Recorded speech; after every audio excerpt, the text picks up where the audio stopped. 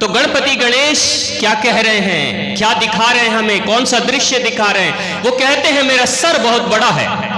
गणपति गणेश कहते हैं मेरा सर बहुत बड़ा है। गणपति गणेश कहते हैं मेरे कान बहुत बड़े बड़े हैं, लेकिन मेरी आंखें बड़ी छोटी छोटी हैं। छोटी आंखों वाला हाथी किसी पे भी जल्दी हमला नहीं करता जब तक वो पागल ना हो जाए।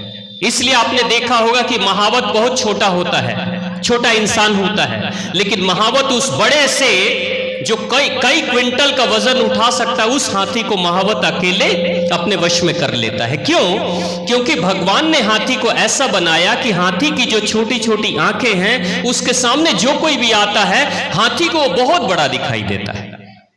हाथी को व्यक्ति छोटा होता है, लेकिन व्यक्ति छोटा नहीं है, व्यक्ति बहुत बड़ा दिखाई देता है। तो हाथी को यह लगता है कि ये तो मुझसे भी ज्यादा शक्तिशाली है, ये मुझसे भी ज्यादा बड़ा है, तो मैं इसके ऊपर हमला कैसे करूं? यानी गणपति गणेश क्या कह रहे हैं हम सभी को कि आपकी दृष्टि में अगर आप अपने से बड़े दूसरे को समझ रहे हैं तो आप गणपति गणेश बनने की पात्रता विकसित कर रहे हैं। यानी कभी भी अपनी दृष्टि में अपने से दूसरे को छोटा मत समझे। जब इंसान के अंदर अहंकार जन्म लेता है तो वो क्या सोचता है, मैं ही सबसे बड़ा हूं और बाकी सभी छोटे हैं।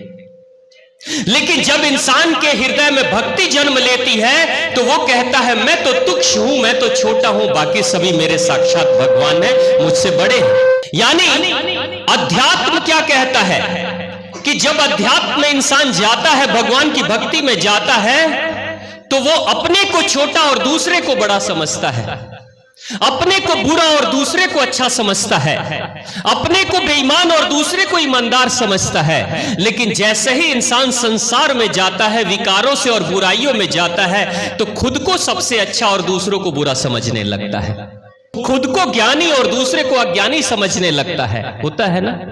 इसलिए तो रावण की दृष्टि में सभी लोग कीड़े मकोड़े जैसे जब दिखने लगे थे तो सबका शोषण करना शुरू कर दिया था। नतीजा क्या हुआ आप सभी को पता है कि जब उसने अपनी आंखों से दूसरों को छोटा तुच्छ समझना शुरू कर दिया, माताओं बहनों का अपहरण करना शुरू कर दिया, बच्चों का, नौजवानों का और दूसरों का अपमान करना शुरू कर दिया, तो साक्षात श्री राम को आना पड़ा और वध करना पड़ा। जो तीनों लोक में जिसे कोई पराजित नहीं कर पाया, उसको एक साधारण से श्री राम वनवासी तपस्वी श्री राम पराजित कर देते हैं, वो भी बानर सेना के साथ में।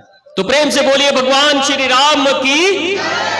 यानी गणपति गणेश क्या कह रहे हैं कि अपनी आंखों में हमेशा खुद को छोटा और दूसरे को बड़ा समझो।